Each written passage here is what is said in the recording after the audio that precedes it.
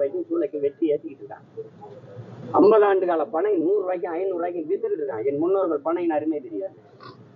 நீ தெருவுக்கு தெரு டாஸ்மார்க்க திறந்து 50,000 கோடிக்கு வித்து வியாபாரம். ஏன் இந்த மண்ணில் கல்லுக்கு தடை இருக்கு? ஏன் ஒத்துக்க மறுக்கிறீங்க? இந்தியாவில் எந்த மாநில முதலமைச்சருக்கும் சாராய ஆலை கிடையாது. அவருக்கோ அவரை சார்ந்தவர்களுக்கும் சாராய ஆலை கிடையாது. இந்த சரக்கு காய்ச்சல ஆலைகள் கிடையாது. தமிழ்நாட்டுல மட்டும்தான். இந்த பக்கம் மிடாசு, அந்த பக்கம் பல மிடாசு.